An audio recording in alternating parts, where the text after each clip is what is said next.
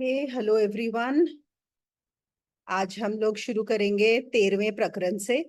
पर उससे पहले कुछ, जब मैं ओशो का पढ़ रही थी, जो उन्होंने एक्सप्लेन किया है अष्टावक्र गीता में, और काफी कुछ ऑब्वियसली जो भी आ रहा है वो ओशो का ही दिया हुआ है, क्योंकि उनसे अच्छी एक्सप्लेनेशन मुझे तो और कहीं पर भी समझ में नहीं आती है। और जिस हिसाब से वो समझाते हैं, तो उनको जैसे कुछ लोगों ने सवाल पूछे थे पिछले 12वें प्रकरण के बाद। जैसे हर बारी अष्टावक्र बात करते हैं साक्षी होने की, है ना। वो बोलते हैं कि कोई साधना की जरूरत नहीं है, और स्पेशली जो 12वें प्रकरण में उन्होंने बोला था एक श्लोक में कि मैं समाधि, मतलब मुझे समाधि की भी जरूरत नहीं है। तो फिर किसी ने पूछा कि आप एक जगह तो इतनी सारी टेक्निक सिखा रहे हैं, इतने सारे, है ना, और दूसरी जगह पे आप बोलते हैं, आप अष्टावक्र की इतनी प्रेज करते हैं और बोलते हैं कि अष्टावक्र तो कहते हैं किसी साधना की जरूरत ही नहीं है।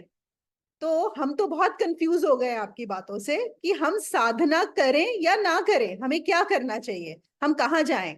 और कोई भी अगर एक साधक होगा, उसको कैसे समझ में आएगा जो आपकी बात को सुनेगा कि उसको साधना करनी चाहिए या उसको साधना नहीं करनी चाहिए। तो इसमें ओशो ने बहुत अच्छा जो जवाब दिया। तो उन्होंने बोला कि देखो, पहली बात तो ये है कि अगर तुम ये सवाल पूछ रहे हो, ये सवाल पूछ रहे हो कि हम साधना करें या ना करें, ओके, इसका मतलब है कि साधना करने की जरूरत है। तुम्हारे सवाल में ही जवाब छुपा हुआ है ना। क्योंकि जिसको बात समझ में आ गई, जिसको अष्टावक्र समझ में आ गए, वो उसको ये सवाल कभी आएगा ही नहीं, उसको कंफ्यूजन होगा ही नहीं।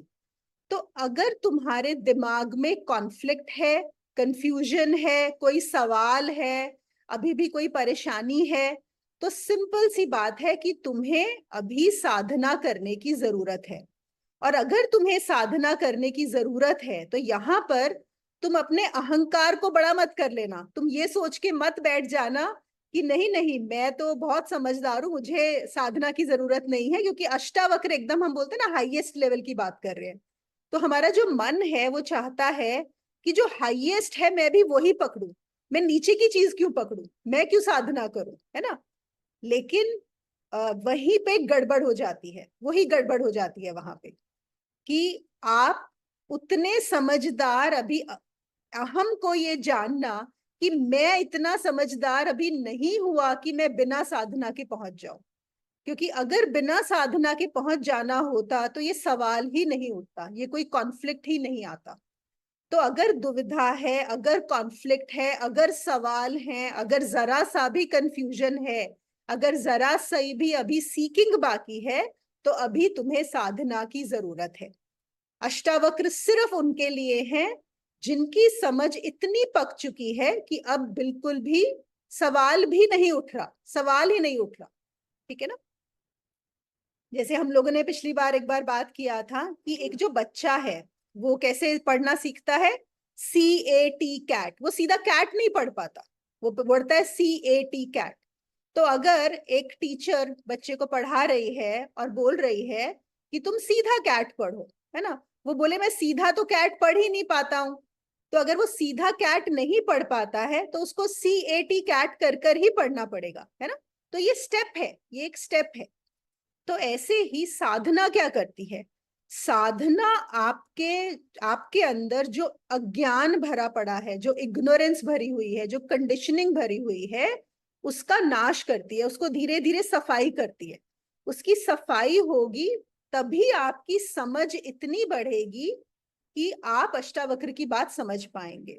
वो आपको उस पॉइंट पर लेके जाएगी। अब एक और हम एग्जाम्पल लेते हैं। जैसे यहाँ पर सब लोग सुबह दूध उबालते होंगे, है ना, घर के अंदर। जब आप दूध उबालते हो तो सबसे पहले उसमें जो सबसे जरूरी पॉइंट है वो ये है कि जो दूध का भगोना है वो साफ होना चाहिए, तभी तो उसमें दूध डाल के दूध उबालोगे ना। क्या कोई भी गंदे पतीले में दूध डाल के उबालता है क्या? नहीं उबालते ना हम लोग। अगर जरा सा भी हमें पतीले में दिखेगा कि साफ नहीं है तो पहले हम दूध का पतीला साफ करेंगे, फिर उबालेंगे। तो बिल्कुल ऐसे ही जब तक हमारा मन शुद्ध नहीं हो जाता, जब तक हमारी बुद्धि तेज नहीं हो जाती तब तक हमें अष्टावक्र की बात समझ में नहीं आएगी। तो सबसे पहले हम सबको भी अपने पतीले साफ करने हैं। दूध उबालने का स्टेप नेक्स्ट है, ठीक है ना। फिर एक और किसी ने सवाल पूछा था, जो अगेन मुझे बहुत अच्छा लगा, कि उसमें भी उन्होंने बोला है कि जैसे मैं किसी भी कर्तव्य से ऊपर उठ गया हूं, किसी भी कर्म से ऊपर उठ गया हूं। जनक ने यहाँ पर एक और भी स्टेटमेंट बोला है, और हम हर बार ही बात करते हैं, लेकिन हर बार ये सवाल बार बार आ ही जाता है और किसी के दिमाग में होता है, तो क्या हम कर्तव्य ना करें? मतलब अगर हम ऊपर उठ गए हैं तो कैसे करें हम? कर्तव्य तो हमें करने ही पड़ते हैं, चीजें तो हमें करनी ही पड़ती हैं, रिस्पॉन्सिबिलिटीज तो हमें करनी ही पड़ती हैं। तो यहाँ पे एक तो स्वधर्म का पॉइंट हो जाता है, और ये मुझे मतलब मेरे लिए बहुत ही इंपॉर्टेंट पॉइंट है, मैं इसलिए इस चीज को ले रही हूँ आज यहाँ पे। देखो, हम जिस चीज को कर्तव्य समझते हैं, हमारे दिमाग में क्या है? कर्तव्य मतलब जो हमें समाज ने रिस्पॉन्सिबिलिटी दी हुई है कि मुझे ये करना है ना। कि जैसे अगर मैं एक फैमिली में हूं, तो इस फैमिली की कुछ मुझसे एक्सपेक्टेशंस हैं, उन एक्सपेक्टेशंस को पूरा करना ये मेरी रिस्पॉन्सिबिलिटी है कि नहीं? हम उसी को कर्तव्य मानते हैं ना। अगर मैं एक बेटी हूं तो मुझे उस हिसाब से क्या करना है, अगर मैं एक बहू हूं तो मुझे क्या करना है, अगर मैं एक माँ हूं तो मुझे क्या करना है, ये सारी चीजें। और ये सब चीजें कौन हमें बताता है? ये सोसाइटी हमें बताती है। और हर घर में ये रिस्पॉन्सिबिलिटीज भी अलग अलग होती हैं, जरूरी नहीं है कि हर घर में सेम ही हो। किसी घर में बेटी से अलग एक्सपेक्टेशंस होंगी, बहू से अलग एक्सपेक्टेशंस होंगी, किसी और घर में अलग एक्सपेक्टेशंस होंगी, है ना। किसी हस्बैंड की अलग एक्सपेक्टेशंस होंगी अपनी वाइफ से, किसी और घर में अलग होंगी। तो अब देखो, ये एक पॉइंट बहुत समझने वाली बात है। जब हम इसको आध्यात्मिक तो तरीके से, आध्यात्मिक लेंस से रिस्पॉन्सिबिलिटी की बात करते हैं, तो बहुत बहुत ये सब संतों ने एक ही बात कही है, रिस्पॉन्सिबिलिटी कोई और नहीं आपको दे सकता, आपके खुद के अंदर से आनी चाहिए। ये ऐसी चीज नहीं है जो आपको बाहर से आपके ऊपर थोपी जाए। जो बाहर से थोपा जाता है और जिसमें आपको इंटरेस्ट नहीं होता, जो आपको लगता नहीं कि मुझे ये करना चाहिए, वो सिर्फ एक आपके लिए वो रिस्पॉन्सिबिलिटी भी नहीं होती, वो कर्तव्य भी नहीं होता, वो कर्म भी नहीं होता। वो एक थोपा हुआ आपके ऊपर, क्या बोलेंगे उसको, एक बर्डन होता है। It is a burden on you. Okay. और इसमें उन्होंने एक बहुत अच्छी स्टोरी बताई इसको लेके। और आप लोगों के घर में भी जरूर ऐसे रहे होंगे, आप लोगों ने देखे होंगे, जिन लोगों के पैर दुखते हैं तो रात में एक आदत होती है कि जो घर के बड़े बूढ़े होते हैं ना, वो बोलते हैं हमारे पैर दबा दो, है ना। ड्यूटी लगती है कि कौन पैर दबाएगा। और बहुत सारी फैमिलीज में तो ऐसा है कि ये मान के चलते हैं कि अगर आपकी बहू आएगी तो मतलब अब वो सास के पैर दबाएगी। नॉर्थ में तो बहुत ही ज्यादा है इस टाइप का, कि बहू आ गई तो रात में सास के पैर दबाने वाली है, या जो घर में दादाजी होंगे कुछ होंगे। तो ओशो ने ना इसी क्वेश्चन का जवाब देते हुए उन्होंने अपनी लाइफ से एक स्टोरी सुनाई। तो उन्होंने बोला कि उनके घर में जो उनके दादाजी थे, उनके बहुत पैर दुखा करते थे। ओके। और उनका ऐसा होता था कि रात में एक बार जब वो रूम में जाके लेट जाते थे, तो सबको बोलते थे जिसको जो मिल गया चल आजा मेरे पैर दबा। ओके। और किसी को पसंद नहीं था उनके पैर दबाना, obviously nobody likes to do it. Okay. लेकिन अब वही है कि भाई बड़े हैं, दादा हैं, पैर तो दबाने पड़ेंगे। तो कभी कोई दबा रहा है, कभी कोई दबा रहा है, और सब अंदर से गालियां दे रहे हैं। ओके, क्योंकि सबको लग रहा है अरे मैं इसमें कुछ पढ़ लेता, मैं अपने दोस्त को मिल लेता, मैं ये कर लेता, मैं वो कर लेता, अभी इनके बूढ़ों के पैर दबाओ, इनकी बातें सुनो। Nobody wanted to do. तो ऑब्वियसली जब घर में सबकी ड्यूटी लगती है, तो ओशो की भी ड्यूटी लग जाती थी, कभी कभी उनके ऊपर भी आ जाता था कि जाओ पैर दबाओ। और आपको क्या लगता है वो दबा देते होंगे पैर? बिल्कुल नहीं। He was the only one, और वो छोटे थे जबकि, वो तो सीधा जाके उनको बोलते थे, वो कहते थे कि देखो मैं आपके पैर नहीं दबाऊंगा। तो बोलते ऐसे कैसे? हर कोई बोलता अरे तुम ऐसे कैसे बोल सकते हो दादाजी को कि पैर नहीं दबाओगे? वो कहते देखो मैं आपके बाहर से पैर दबाऊंगा और अंदर से आपको गालियां दूंगा। मतलब he said this to him. कहते क्योंकि बाकी सब भी यही कर रहे हैं, आपको पता नहीं है, बाकी सब भी यही कर रहे हैं, और मैं आपको गालियां दूंगा, और मैं वो नहीं करना चाहता, तो इसलिए मैं आपके पैर नहीं दबाऊंगा। तो शुरू में तो ऑब्वियसली सब लोग बड़े गुस्सा होते थे, उनको लगता था ये क्या है, फिर भी लगता था अरे बच्चा है, पागल है, छोड़ दो इसको। फिर कभी कभी ओशो ने बोला, कभी महीने में एक बार दो बार उनको ऐसे मन आता था, चलो आज मैं पैर दबा देता हूँ दादाजी के। तो उस दिन पहुंच जाते थे, कहते थे देखो आज मेरा मन है आपके पैर दबाने का, अगर आपको मुझसे दबवाने हो तो बोलते थे हाँ दबा दो। तो कहते मैं जाके फिर उनके पैर दबाता था, और कहते जितनी देर मन करता था बस उतनी ही देर दबाता था, और जैसे ही होता था कि अब नहीं दबाना तो उठ जाता था वहां से, बोलता था बस मेरा मन समाप्त हो गया, अब मैं जा। और फिर ओशो ने बताया कि थोड़े दिनों के बाद ऐसा हुआ, कुछ महीनों बाद, कि वो जो दादाजी हैं उनको रियलाइज होने लगा कि सिर्फ जब ओशो पैर दबाते हैं तभी मजा आता है पैर दबाने में, और बाकी लोग जब भी पैर दबा रहे हैं मतलब अच्छा ही नहीं लग रहा, कुछ बहुत खराब लगता है। तो उन्होंने धीरे धीरे बाकी सबसे बंद करवा दिए पैर दबाने। तो उन्होंने बोला कि ये लड़का बिल्कुल सही बोलता है, सिर्फ ये जब दबाना चाहेगा सिर्फ तभी मेरे पैर दबेंगे, नहीं तो कोई जरूरत नहीं है पैर दबाने। he realized it took time but he realized। so what he was sharing is, देखो इस स्टोरी में बात वो आ गई है कि हम अपनी लाइफ में देखें हम कितने सारे काम अंडर ऑब्लिगेशन करते हैं, कितनी सारी चीजें, क्योंकि वो बर्डन है हमारे ऊपर, और वो जो बर्डन है ना वो कभी आपको बाहर नहीं आने देगा, वो बर्डन कभी भी आपको, वो जो आपकी कंडीशनिंग है उसको ब्रेक नहीं करने देगा। तो यहाँ पे हमें समझना है कि, लेकिन हमारे में इतनी हिम्मत ही नहीं होती, समझ ही नहीं होती, हम सोच ही नहीं सकते कि हम मना कर सकते हैं, that we can say no and we can say कि हमें ये काम नहीं करना, क्योंकि हमने तो माना ही हुआ है, हम तो ये लगा के ही बैठे हैं कि मुझे ये काम दिया गया है तो मुझे करना ही है ना। तो अध्यात्म में देखो फिर से हमारा पर्पस क्या है, जहां पर जनक पहुंच गए हैं, जहां अष्टावक्र जनक को ले गए हैं, हम सब वहां पहुंचना चाहते हैं। अगर वो हमारा गोल है तो हमें ये छोटी छोटी चीजों का भी ध्यान रखना पड़ेगा। These are very important things.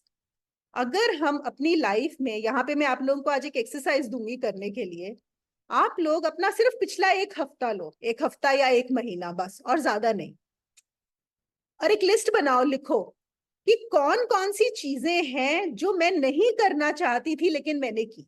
मैं एक दिन में भी कौन कौन से ऐसे काम हैं जो मुझे नहीं करने लेकिन मैं करती हूँ उनको, एक लिस्ट बनाओ उनकी, और फिर उन पे थोड़ा सा मनन करो और सोचो कि क्या ये सच में जरूरी है करनी।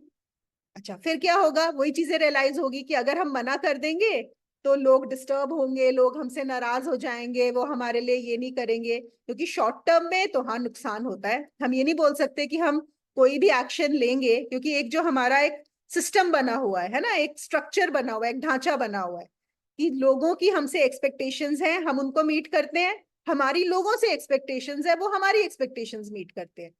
तो अगर हम कोई भी चीज मना करते हैं तो वहीं पे एक प्रॉब्लम आती है कि नहीं, क्योंकि वो लोग सोचेंगे अरे अभी तक तो ये कर रहे थे, अभी इनको क्या हो गया। तो लेकिन इन चीजों में थोड़ा सा सोच के देखो, सोचने की कोशिश करो। शॉर्ट टर्म में बिल्कुल ऐसा होता है कि हमें परेशानी भी होती है, दूसरे को भी परेशानी होती है, क्यों, क्योंकि आप एक स्ट्रक्चर को तोड़ रहे हो वहां पे। लेकिन लॉन्ग टर्म में देखो, लॉन्ग टर्म में हमेशा आप देखोगे कि उस चीज से आपको फायदा ही होगा, आपका भी फायदा होगा और दूसरे का भी फायदा होगा, क्योंकि हम एक जबरदस्ती के रिलेशनशिप में बंधे हुए हैं। तो कर्तव्य क्या है, कर्तव्य वो नहीं है जो आपके ऊपर ढोए गए हैं, जो आपके ऊपर बांधे गए हैं और आप एक बर्डन लेके चल रहे हो। कर्तव्य वो है जो आप दिल से करना चाहते हो, जो आपको लगे हाँ मुझे ये करना है, ठीक है ना। और फिर एक और दूसरी बात, अगर बिल्कुल भी, अगर आपको ऐसा लगता है कि नहीं आप किसी को मना नहीं कर सकते, सो फॉर एग्जाम्पल अगर हम ओशो के एग्जाम्पल में जाएं पैर दबाने का, है ना, कि अगर सपोज मेरे कोई हैं जिनके मुझे पैर दबाने पड़ते हैं, मैं इतनी स्ट्रांग नहीं हूं कि मैं जाके उनको बोल दूं कि नहीं मैं आपके पैर नहीं दबाऊंगी क्योंकि मुझे मन नहीं करता दबाने का, तो मुझे अपने मन को बदलना होगा।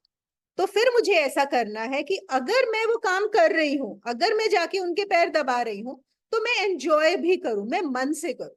समझ रहे हैं, या तो बाहर का बदलिए या अपने आप को ऐसा बदलिए कि you accept it, you don't do it as a burden.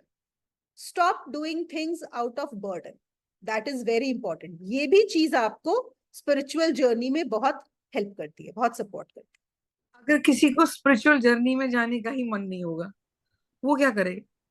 वो करता रहे, वो तो अपनी वर्ल्ड वर्ल्ड ने तो स्ट्रक्चर सेट किया ही हुआ है, उसको स्पिरिचुअली नहीं कहीं जाना है तो वो करे उसको जो करना है ना। वहां पे भी ये चीज हेल्प करेगी, देखो कहीं पर भी ये चीज हेल्प करती है, लेकिन हमें समझना क्या है कि लॉन्ग टर्म, शॉर्ट टर्म में इससे परेशानियां आएंगी, लोग परेशान होंगे, पर आपके अंदर इतनी करेज होनी चाहिए कि आप उस चीज पे अडिग रह सको, आपको ये क्लैरिटी है कि हाँ मैं ये कर सकता हूँ, वो जरूरी है। Monica, but at the level of ignorance तो आधे टाइम तो पता ही नहीं होता। सब अगर अपने मन से चलेंगे तो मन तो तुम्हें कहाँ कहाँ ले जाता है। हाँ तो आपको वही, तभी तो मैंने बोला कि आप एक लिस्ट बनाइए, पहले देखिए तो सही, मनन तो करिए, जानिए तो सही कि आप कहाँ कहाँ पे, पहले खुद को समझ में तो आए कितनी चीजें आप out of obligation and fear कर रहे हो, समझो बहुत तो। सारी चीजें, बहुत सारे काम करते हैं out of fear and obligation. हाँ, हाँ लिस्ट बनाइए, और उसमें से आपको रियलाइज होगा 50% चीजें तो आप रियलाइज करते ही छोड़ दोगे, जो शायद जिनसे कुछ फर्क नहीं पड़ने वाला, अगर आप नहीं करोगे तो भी राइट। आराम से निकल जाएंगी। हाँ, कुछ चीजें जरूर बचेंगी आपकी ऐसी, जहां पे आपके दिमाग में वो आएगा, कॉन्फ्लिक्ट आएगा कि ये करनी है या नहीं करनी है।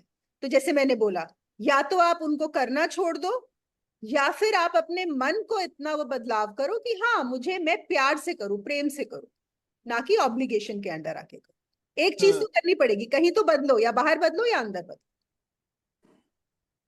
दीदी फियर तो नहीं आता, आदत होगी। क्या नहीं आता?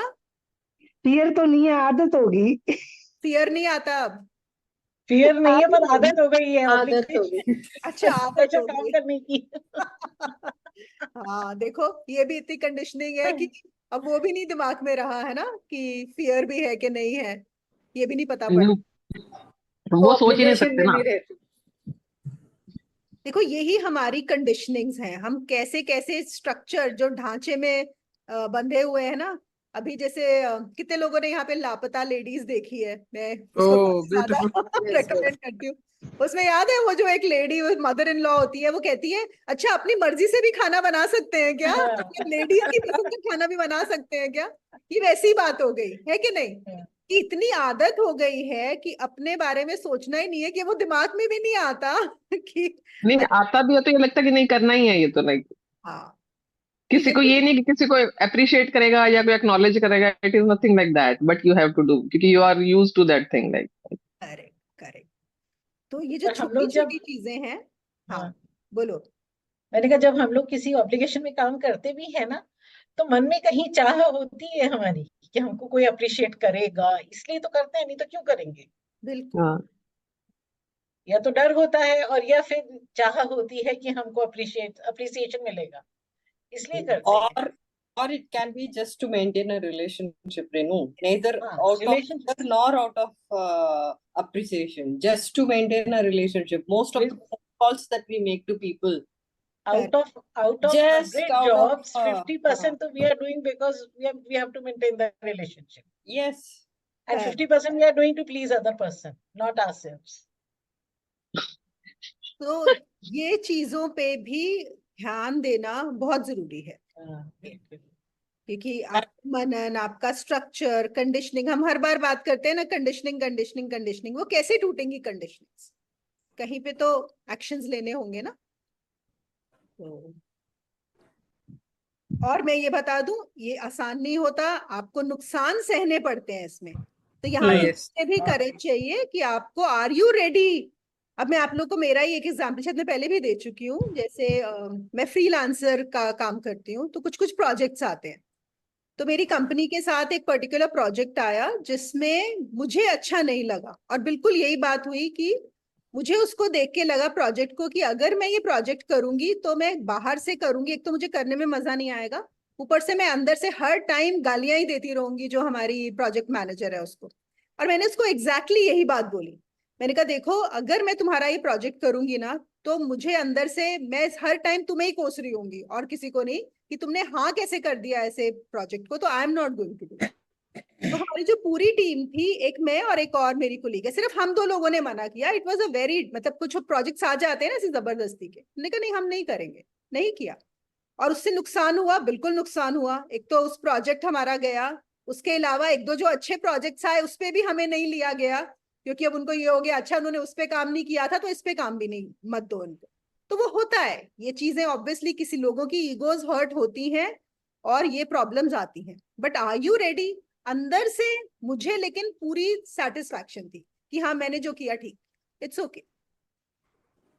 मोनिका, ऐसा मुझे लगता है जैसे रिलेशनशिप में, अब ये तो चलो आप तुम तो जॉब करते हो अलग बात है, अब जब जॉब नहीं करते रिलेशनशिप में हम लोग, तो रिलेशनशिप में जब हमको ना बोलते हैं किसी को, फॉर एग्जाम्पल किसी को फोन करना, हम आउट ऑफ ऑब्लिगेशन ही सबको फोन करते हैं। राइट। क्यों? क्योंकि हमको रिश्ते मेंटेन करना है तो हम लोग फोन करते हैं। अब फिर आप कभी कभी ऐसा रियलाइज होने लगता है खाली मैं ही फोन करती हूँ, अगला तो जवाब भी नहीं देता उस फोन का, अगर फोन मिस में गया तो भी दे आर नॉट बॉदर्ड। तो फिर समझ में आ जाता है कि now this is the point where I have to cut, and I have done this with so many people, I have done this.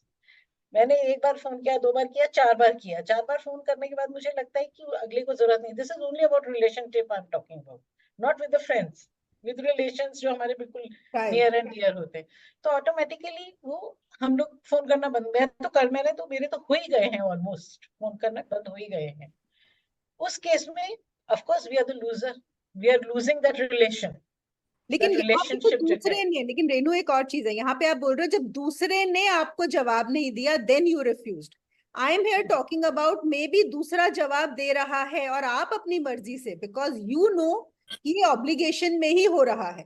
मैं इस बंदे को फोन भी करती हूँ ऑब्लिगेशन में ही करती हूँ, मुझे ना उसको जानने में इंटरेस्ट है ना कुछ भी। नहीं तो वो मेरे को वो समझ में आ गया कि मैं जो फोन कर भी रही हूँ, अगला नहीं जवाब दे रहा तो भी मैं फोन कर रही हूँ, तो मैं आउट ऑफ ऑब्लिगेशन ही कर रही हूँ।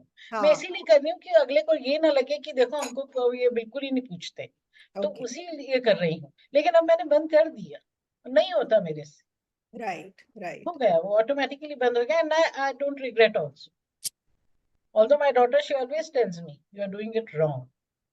मैं बोलती हूँ it's okay, if I'm doing it wrong, it's fine. If it's right, जो भी है, whatever the consequences, I will bear it. बिल्कुल You don't बिल्कुल। have to bother. ठीक है। You have to be ready for the consequences. अब बस Yes. Choice यहाँ पे यही आती है कि हमारा गोल क्या है, हमें क्या चाहिए, हाँ, हमें वो बिल्कुल। रिलेशनशिप्स मेंटेन करने हैं। और इवन वर्क में, सी वर्क में आपको बहुत लूज करना पड़ता है क्योंकि बहुत सारी चीजें आपके हाथ में नहीं होती। हाँ, वहां पे तो कॉर्पोरेट में तो लोग बहुत ज्यादा रिलेशनशिप्स मेंटेन करते हैं, उनको पसंद भी नहीं होता तो भी इतना ज्यादा ऐसा शो करते हैं कि अरे आप तो ये ऐसा काम लाए हो, ये है वो है करने में, क्योंकि आपका काम वहीं से आ रहा है। तो हर चीज पे तो आपको वही है, आपकी चॉइस है, आपको ये करना है या नहीं करना ये। और देखो यहाँ पे ही हमारा इससे स्वधर्म भी कनेक्ट होता है। हमेशा स्वधर्म की बात करते हैं ना, कि आपको वो करना जो आप करने आए हो, जो इम्पोर्टेंट है करना आपके लिए, ना कि वो जो कि सोसाइटी ने आपके ऊपर लाद दिया है कि आप करो। ये सब चीजें कनेक्टेड हैं। हमने बोला था ना, जो स्वधर्म वाला सेशन है उसमें भी मैंने ये क्लियरली बताया है कि आप जो धर्म का रास्ता है, जो धर्म को पकड़ना है, धर्म क्या है, स्वयं को जानना, वो भी स्वधर्म से ही होके जाता है। अगर आप स्वधर्म में नहीं हो तो आप धर्म में कैसे जाओगे? और स्वधर्म क्या है? वो करना जो मेरा कार्य है, जो मेरे अंदर से आया है, ना कि जो दूसरों ने मुझे बताया है करने के लिए। और दूसरों ने तो बहुत कुछ बताया हुआ है, ऑलरेडी भरे हुए हैं हम इन चीजों से जो दूसरों ने बताई हुई है, उनको निकालेंगे। बहुत सारे लोग बोलते हैं हम तो जान ही नहीं पाते हमारा स्वधर्म क्या है, इसीलिए तो नहीं जान पाते हैं क्योंकि इतना कुछ भरा हुआ है दूसरों का दिया हुआ। वो जब तक हटाएंगे नहीं तो अंदर की रोशनी कैसे चमकेगी बाहर? ये सब सब चीजें कनेक्टेड है। और यहीं पे हम समझ पाएंगे फिर अष्टावक्र के वचन को, जनक के वचनों को। जब जनक बार बार बोलते हैं कि मैं इन सब चीजों से ऊपर उठ गया हूं, तो ऑब्वियसली अब देखो, अगर हमें इतना छोटा सा भी डर है कि मेरा रिलेशनशिप खराब ना हो जाए किसी के साथ, है ना, और वो रिलेशनशिप जो मैं ऑब्लिगेशन के अंदर उस रिलेशनशिप को कर रहा हूं, तो तुम बाकी क्या छोड़ेंगे? यहाँ तो सब कुछ ही जनक छोड़ने की बात कर रहे हैं, सब कुछ छूट गया, तुम एक रिलेशनशिप नहीं छोड़ पा रहे, और क्या छोड़ोगे? है ना, हम थोड़े से पैसे नहीं छोड़ पा रहे कि अरे मुझे इस प्रोजेक्ट में पैसे मिल जाएंगे तो चलो मैं कर लेती हूँ, और क्या छोड़ेंगे? तो ये सब चीजें कनेक्टेड होती है। पैसे तो छोड़ देंगे, चलो हमारे ग्रुप में ऐसे लोग हैं जो पैसे भी छोड़ देंगे, मगर मोह माया जो बच्चे का प्यार है वो नहीं छोड़ पा रहे। यही तो बस देखते जाना है ना, क्या क्या अभी देखो ना, तुम बताओ, अभी इसी टाइम कोई भी जा सकता है ना, हो सकता है हम अगला मूवमेंट भी ना लें, कहाँ जाएंगे बच्चे? वही। इसी हर समय ये याद रखना, ये कभी भी समाप्त हो सकता है। ठीक है ना। तो ये जो चीजें हैं ना, देखो हम जितना इनको समझेंगे उतना हमारे लिए अष्टावक्र का जो लेसन है उसको समझना बहुत आसान हो जाएगा। नहीं तो सिर्फ सुनने की बात है ऊपर ऊपर। हाँ, जनक तो बोल रहे हैं हाँ मैं जान गया, मैं समाधि के भी ऊपर हूं, मैं इसके भी ऊपर हूँ, उसके भी ऊपर हूँ, उससे क्या होगा सुन के, है ना। जब तक हमारी जिंदगी में ट्रांसफॉर्मेशन ना आए, हमारे में कुछ तो बदलना चाहिए ना। तो इसलिए क्या है, सिर्फ और कुछ नहीं, सिंपल सी चीज, एक लिस्ट बनाओ, एक चीजें लिखो तो सही। कम से कम आपको इतना तो पता होना चाहिए कि आप कितनी चीजें out of fear and obligation करते हो, इतना तो लिस्ट बना लो, है ना। इतना चाहे करना मत, चाहे करते रहना आउट ऑफ ऑब्लिगेशन, फिर भी हाँ पता तो पड़े कि कितनी चीजें कर रहे हो आउट ऑफ ऑब्लिगेशन। और ये भी मुझको ऐसा लगता है कि वो छोड़ना नहीं पड़ता, वो छूट जाती हैं। बहुत सारी तो छूटती ही है, लेकिन छूट बहुत जाती हाँ सारे लोगों के लिए ना रेनू, वो छुड़वानी भी, मतलब वो रियलाइज भी नहीं होता कि वो छोड़नी, वो छूट हाँ तो जाएंगी एक पॉइंट पे आके, बट उस पॉइंट से पहले तो छोड़नी भी पड़ेंगी। हाँ हाँ। नहीं, पर अभी आजकल के बच्चे तो बहुत क्लियर है इस चीज में। नहीं बिल्कुल, आजकल के बच्चे अभी ज्यादा मेरा बेटा clear बोलता है ना कि हर साल, आपको जरूरी नहीं है कि आप हर साल जो वो लोग जो पिछले साल आपके साथ थे वो इस साल आपके साथ रहेंगे। है। So बिल्कुल leave some people. I do that thing every year. I cut 2-3 people's name in that, and I add 2-3 names. Like, so you have to go like this. I said this is good. Like, if you can do that. बिल्कुल। और देखो एक और बहुत बड़ी ना psychology है, जब ये बोला जा रहा है कि आप अंडर ऑब्लिगेशन चीजें मत करो, क्योंकि जितना आप अंडर ऑब्लिगेशन चीजें करोगे, आपके अंदर वही संस्कार स्ट्रांग होता जा रहा है हर बार। वो every time you do a thing under obligation, you are again strengthening that particular behaviour inside you. आपका वही वही संस्कार बार बार बार बार हर बार वो स्ट्रांग होता है, हर बार वो करने से। तो वो चीज आगे चलती रहेगी, वही चीज आपकी आगे बढ़ती रहेगी, वही चीज बंधन का कारण बनेगी।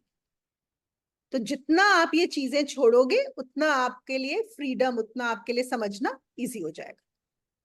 तो जो पहला उसका श्लोक है बहुत ही सुंदर है। यहाँ पे जनक ने एक शब्द का इस्तेमाल किया है, वो है अकिंचन। अकिंचन का अर्थ है न कुछ हो जाना, टू बी नथिंग। अकिंचन मीन्स टू बी नथिंग, न कुछ हो जाना। ओके, वो कहते हैं कि मैंने अभी क्या समझा है, क्या जाना है, कि इस जगत में पाने लायक कुछ भी नहीं है, कुछ भी नहीं है इस जगत में पाने योग्य। यहाँ पर कुछ भी मालिक बनने लायक है ही नहीं। किसकी मालकियत करूं, किसका राजा बनूं मैं, किस चीज के ऊपर डोमिनेशन करूं, कुछ है ही नहीं। यहाँ पर सिर्फ स्वप्न ही स्वप्न है, यहाँ पर सिर्फ अपीयरेंस ही अपीयरेंस है, सॉलिड तो कुछ है ही नहीं, एक भी कोई चीज नहीं है, सिर्फ अपीयर हो रहा है, लग रहा है, जबकि है नहीं। जहां पर कुछ है ही नहीं, तो फिर मैं किस चीज के पीछे भाग रहा हूं। तो मैंने हर चीज को छोड़ दिया है। और वो कहते हैं कि मैं जान गया हूं कि मैं शून्य हूं, और ये जो संसार है वो सपना है। देखो, मैं शून्य हूं, मैं एम्प्टी हूं, और ये जो संसार में जो भी नजर आ रहा है ये सब कुछ सपना है, ये सब कुछ अपीयरेंस है। ये इस शून्य को कभी भर ही नहीं सकता।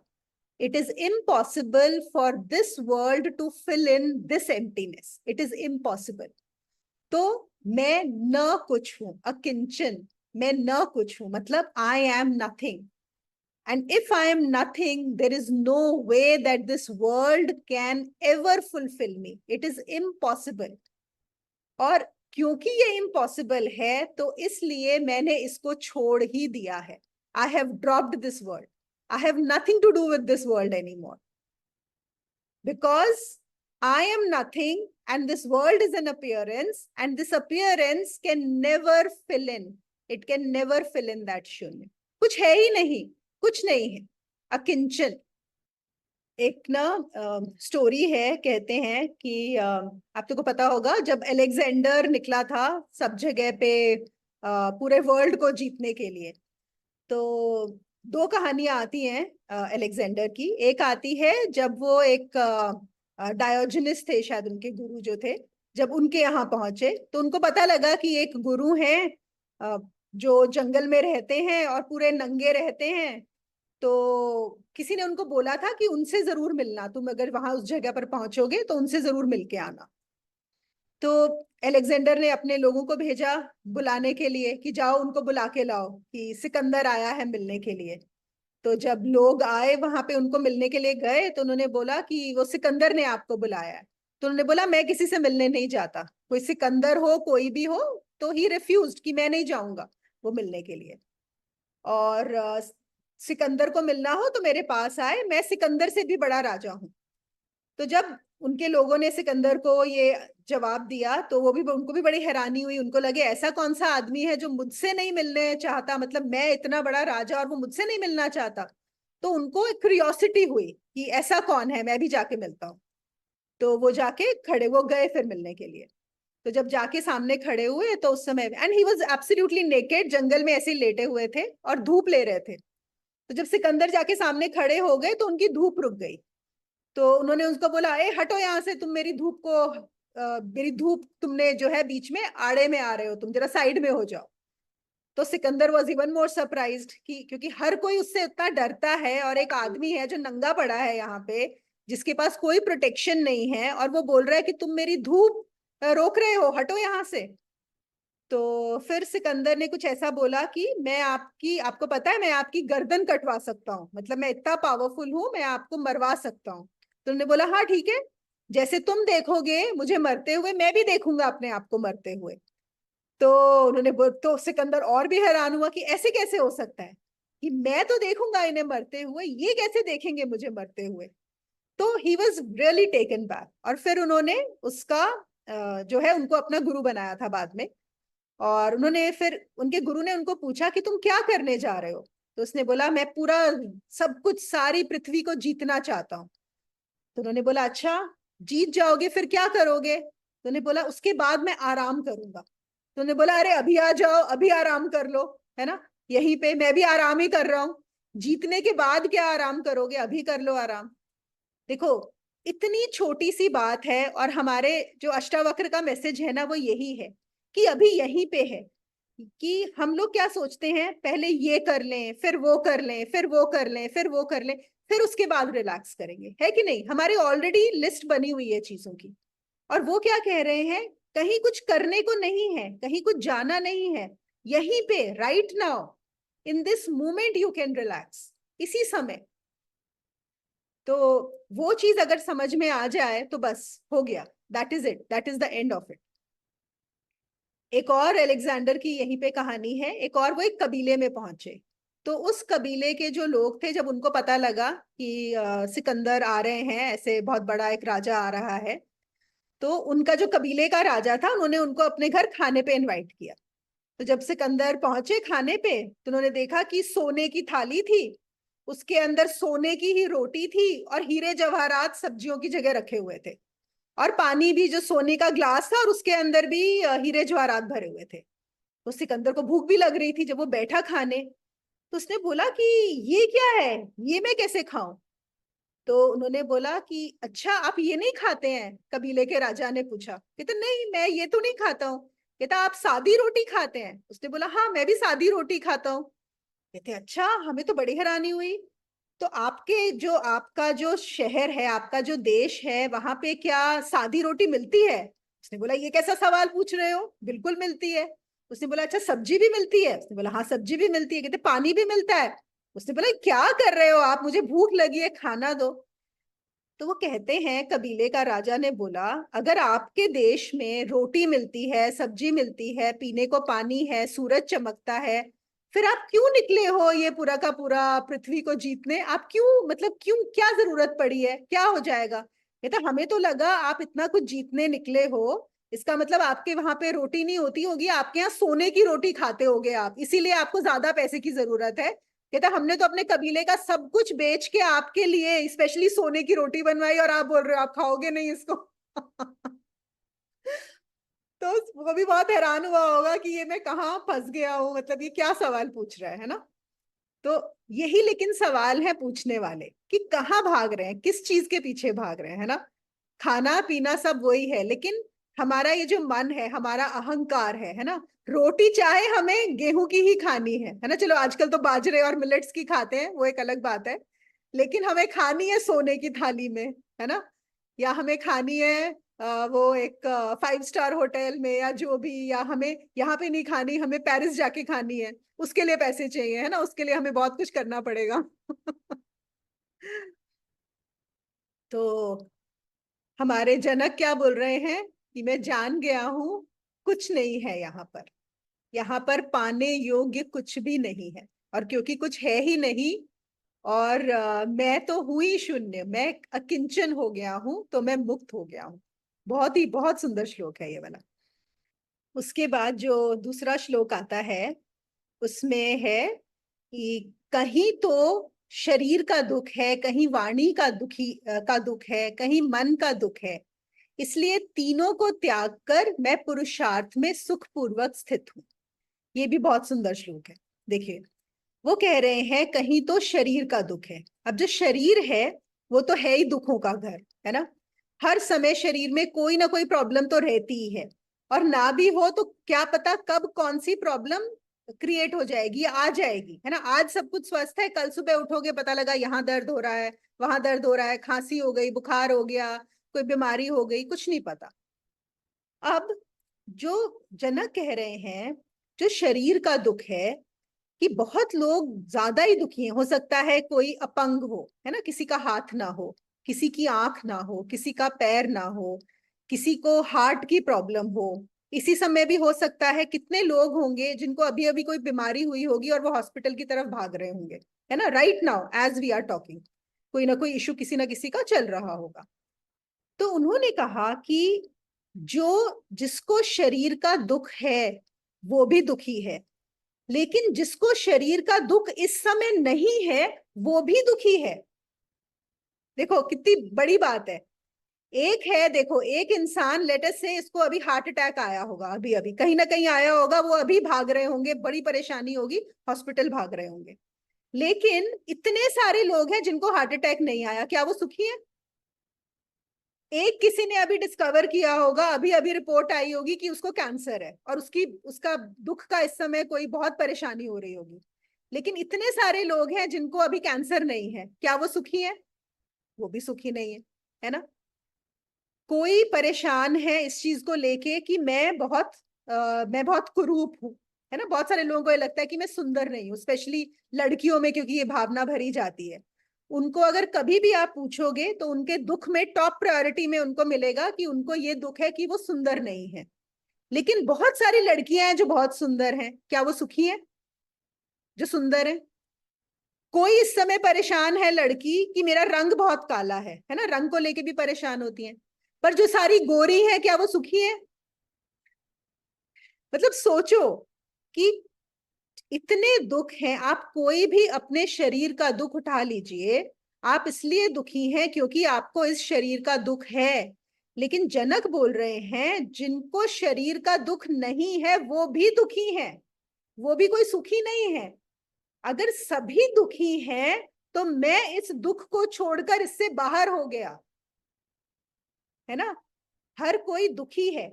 आज मैं इसलिए दुखी हो सकती हूँ कि मुझे शरीर में कोई बीमारी है, लेकिन कल को जब मेरी बीमारी का ये सॉल्यूशन हो जाएगा तब भी मेरा दुख समाप्त नहीं होगा, तब कोई और दुख आ जाएगा। ऐसा होता है कि नहीं हमारे साथ?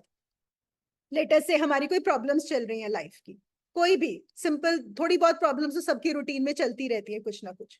उसके बाद क्या होता है, एक बड़ा दुख आ जाता है, कोई बहुत बड़ा दुख आ गया, घर में आग लग गई, कोई बहुत बीमार हो गया, कोई बहुत बड़ा हमें धोखा हो गया, बिजनेस में नुकसान हो गया, तो क्या होता है हमारा मन वो बड़े दुख की तरफ चला जाता है ना, फिर हम उसको सॉल्व करने में लग जाते हैं।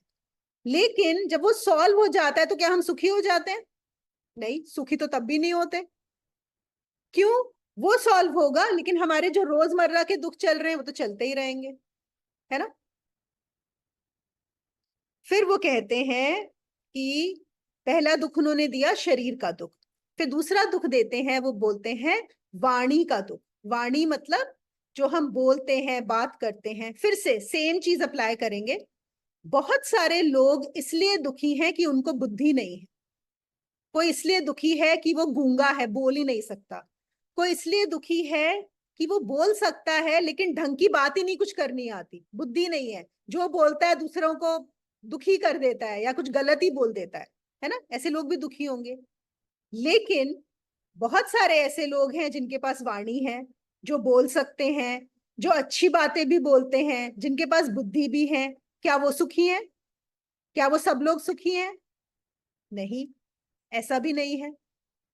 तो जनक कह रहे हैं जिसके पास एक पर्टिकुलर दुख है वो तो दुखी है ही, जिसके पास वो दुख, वो वाला दुख नहीं है, वो भी सुखी नहीं है। चाहे वो शरीर का दुख हो, चाहे वो वाणी का दुख हो, चाहे वो बुद्धि का दुख हो, चाहे वो आपकी बोलने के तरीके का दुख हो। तो दुखी सब हैं, सिर्फ अलग अलग अलग अलग दुख हैं सबके। एक के लिए वो दुख बहुत बड़ा है, किसी को पैसे का दुख है ना, कि मेरे पास पैसे नहीं है। लेकिन जो पैसे वाला है, क्या वो सुखी है? वो भी सुखी नहीं है, पैसे वाला भी सुखी नहीं है।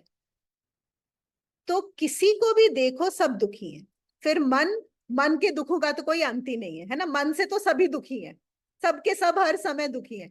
कोई ना कोई तो मन का दुख चल ही रहा है, या ए को लेके चल रहा है, या बी को लेके चल रहा है, या सी को लेके चल रहा है। तो जनक कहते हैं कि मैं जो न कुछ हो गया हूं, अकिंचन हो गया हूं, मैंने ये जाना कि हर कोई या तो शरीर के या वाणी के या मन के दुखों से ग्रसित है, और जो इन दुखों से ग्रसित नहीं है वो किसी और दुख से ग्रसित है। तो मैं इन सब दुखों को छोड़कर इन सब से हट गया हूं, इन सब से उठ गया हूं और शांति को प्राप्त हो गया हूं। कितना सुंदर है ये वाला जो वचन है उनका, है ना, कि जो दुखी है वो तो दुखी है ही नहीं, दुखी है ही, और जिसके पास वो दुख नहीं है वो भी सुखी नहीं है। तो यह जानकर ही अब मुझे दुख सुख में घुसने की जरूरत नहीं है। मुझे इतना समझ आ गई है, इतनी समझ से ही मैं इन दुखों से पार होकर शांत हो गया। एक मेरे पास ना, मतलब कुछ केसेस हैं, मैं बहुत कम ऐसे केसेस लेती हूँ। जनरली मैं सिर्फ ये केसेस तब लेती हूँ जब तरुण मुझे भेजते हैं कि तुमको ये हैंडल करना है, जो थोड़े ज्यादा प्रॉब्लमेटिक केस होते हैं। तो एग्जैक्टली मैं ये चीज उन लोगों के साथ नोटिस कर रही थी जिनके पास लाइफ में कुछ मतलब मेजर प्रॉब्लम चल रही है। तो जब वो आते हैं तो उनको ये होता है कि वो वाली उनकी प्रॉब्लम का सोल्यूशन निकल आए, उससे वो बाहर आ जाए। ओके, और उसके आने के बाद सब कुछ ठीक हो जाता है? नहीं, वो सब कुछ ठीक होने के बाद ही उनकी बहुत सिंपल सिंपल प्रॉब्लम्स शुरू हो जाती हैं। उसके बाद उनका मुझे फोन आता है, मुनी अच्छा मुझे ना मेरे हस्बैंड से ये प्रॉब्लम हो रही है, अच्छा अब ना मुझे मेरी मदर इन लॉ से ये प्रॉब्लम हो रही है, अच्छा अब ना मुझे मेरे बॉस से ये प्रॉब्लम हो रही है। मतलब वो जिस चीज के लिए तुम आए थे वो सॉर्ट आउट हो गया, वो सॉर्ट आउट होते ही अगली वाली शुरू हो जाती है। इट इज नेवर लाइक कि okay now I am done ये चीज खत्म हुई ना, उसके बाद कुछ और शुरू हो जाता है। तो मैं वही सोच रही थी कि हाँ यही है कि हमारा जो मन है वो कभी आ, निकल ही नहीं पाता, मतलब कोई ना कोई प्रॉब्लम को लिए ही रहता है। तो बहुत सारे लोग हम सोचते हैं ना, जो बोलते हैं अच्छा हमारी बस ये प्रॉब्लम सॉल्व हो जाए फिर सब कुछ ठीक हो जाएगा। और हैं ऐसे बहुत सारे लोग हैं जो ऐसा करते हैं, बस हमारी ये प्रॉब्लम सॉल्व हो जाए। लेकिन कभी ऐसा नहीं होता, वो प्रॉब्लम सॉल्व होते ही उनकी नेक्स्ट प्रॉब्लम शुरू हो जाती। तो that is the nature of the mind. तो जनक कह रहे हैं मैं जान गया हूं कि ये सब कैसा चक्कर है, तो मैं इन सब से पार हो गया, है ना। और जो समझदार हैं, जो ज्ञानी हैं, उन्होंने यही जाना है कि इस सुख दुख से तुम कभी बाहर, मतलब इनका कोई इलाज नहीं है, ये चलते ही रहने हैं। ये सुख दुख कुछ ना कुछ तो लगा ही रहेगा जिंदगी में। बहुत सारे लोग ना अध्यात्म में इसलिए भी आना चाहते हैं, उनको लगता है अध्यात्म में आएंगे तो सुख ही सुख है, हमारे दुख समाप्त हो जाएंगे, या फिर कोई मैजिक होगा जिससे हमारे दुख समाप्त हो जाएंगे। कोई मैजिक नहीं होता, कोई भी मैजिक नहीं होता। ओके, ये बिल्कुल एक गलत अंडरस्टैंडिंग है कि अध्यात्म में आ जाएंगे तो हमारे दुख समाप्त हो जाएंगे। आपको सुख दुख के बाहर होना पड़ेगा। अध्यात्म में आने का मतलब है कि मैं सुख और दुख दोनों के बाहर हो जाऊं। दुख के बाहर तभी हो सकते हो जब सुख के भी बाहर हो जाओगे। जब तक सुख को खोज रहे हो तो दुख चलता रहेगा, तो कोई तरीका नहीं है, फिर आप उसी सर्कल में रहोगे। उस पूरे सर्कल से बाहर निकलना पड़ेगा। तो अध्यात्म का मतलब है उस साइकिल से ही बाहर हो जाना, उस साइकिल से बाहर हो जाना, जो जनक ने अभी जान लिया है। तीसरे श्लोक में कह रहे हैं वो, किया हुआ कर्म कुछ भी वास्तव में आत्मकृत नहीं होता, ऐसा यथार्थ विचार कर मैं जब जो कुछ कर्म करने को आ पड़ता हूं उसे करके सुखपूर्वक स्थित हूं। तो ये भी बड़ा प्यारा सा वचन है। देखो, ये कह रहे हैं कि कोई भी कर्म वास्तव में आत्मकृत नहीं है। बात वही है कि जो भी मैंने कर्म किए हैं, जब मैं कर्मों को देखता हूं तो मुझे क्या रियलाइज होता है कि आत्मकृत मतलब मैंने नहीं किए हुए, आत्मा से नहीं हुए। मैं कौन हूं यहाँ पे? मैं हूं आत्मा, है ना, मैं आत्मा, आत्मन, ब्रह्मन, नथिंग, जो भी बोलो। तो वो कह रहे हैं मैंने ये जाना कि आत्मा का किया हुआ तो कोई कर्म है ही नहीं, सारे कर्म प्रकृति के ही हो रहे हैं, प्रकृति द्वारा ही हो रहे हैं। तो क्या होता है, इस शरीर को सांस लेनी होती है, वो सांस ले रही है। इस शरीर को भूख लगती है तो ये शरीर ही अपने आप खाने को जाकर खोजता है और खाना खाता है। जब इसका पेट भर जाता है तो तृप्त हो जाता है। उसके बाद जब इस शरीर को नींद आ जाती है तो ये सो जाता है। जब इस शरीर को अपनी सफाई करनी होती है तो सफाई कर लेता है। सब कुछ अपने आप ही हो रहा है। तो मैंने क्या जाना है कि मैं करने वाला हूं ही नहीं, कोई भी कर्म मैं नहीं कर रहा, कोई भी कर्म आत्मकृत नहीं है। और ये जानकर मैं इन कर्मों से भी उस सबसे पार हो गया हूं और अपने में सुखपूर्वक स्थित हूं। और फिर वो कहते हैं कि जो कर्म आता है उसे कर लेता हूं। मतलब जो भी एक प्रकृति में चल रहा है, मैं देख रहा हूं ये शरीर कर रहा है, और जो कर्म आ रहे हैं, जो करना पड़ रहा है, वो शरीर ही कर रहा है, ये मन कर रहा है, ये बुद्धि कर रही है, सब अपने आप स्वयं होता ही जा रहा है। मैं सिर्फ देखता हूं कि ये कर्म हो रहे हैं और मैं अब बिल्कुल सुख में हो गया हूं। अब अगर हम इस वचन से हमारे जीवन में हम एक और चीज सोचें तो इस पे भी थोड़ा सा मनन करना पड़ेगा। देखो, अपनी लाइफ के कुछ इंपॉर्टेंट सिचुएशंस को नोट करना। ओके, कुछ इंपॉर्टेंट सिचुएशंस जहां पर आप चाहते थे कि ऐसा ना हो। हम सबकी लाइफ में ऐसे जरूर इंसिडेंट्स रहे होंगे जहां हम चाहते थे कि हमारे साथ ऐसा ना हो, लेकिन वो फिर भी हुआ। सबकी लाइफ में होंगे ही होंगे, ठीक है। तो वो क्या है, वो प्रकृति कर रही थी, प्रकृति के द्वारा सब कुछ हो रहा था। तो जनक यहाँ पर वही चीज बोल रहे हैं कि सब कुछ अपने आप हो रहा था। मैंने ये रियलाइज किया कि मैं करने वाला था ही नहीं, सिर्फ मैं बीच में अड़ रहा था। मैं अड़ रहा था कि ऐसा ना हो या ऐसा हो जाए। अगर उस समय इतनी समझ हो, इतनी समझ, जनक ये नहीं बोल रहे हैं, ये मैं यहाँ पे बोल रही हूँ हम लोगों के लिए, कि अगर हमें इतनी समझ आ जाए कि प्रकृति का कोई नियम है जिसके अनुरूप कुछ चीजें हो रही हैं और कुछ नहीं हो रही अपने आप प्रकृति में, तो फिर परेशानी नहीं होगी, फिर उतना दुख नहीं होगा जितना दुख कब होता है, जब मैं बोलता हूं कि ऐसा हो और वो नहीं होता। समझ में आ रही है ये वाली बात, कि कुछ चीजें अपने आप हो रही हैं, प्रकृति के नियम के अनुसार चल ही रहा है, मैं उन्हें रोक ही नहीं सकता। मैं कैसे रोकूंगा? तो अगर मैं उन्हें रोक नहीं सकता, मैं कुछ कर ही नहीं सकता था, मैंने क्या किया? मैंने सिर्फ अपने दुख को बढ़ाया, ये करके कि ऐसा हो या ऐसा ना हो। और हम सब ने ऐसे जरूर किए होंगे बहुत सारी चीजों में, कि हम ऐसा चाहते हैं ऐसा हो जाए, या ऐसा चाहते हैं कि ऐसा ना हो।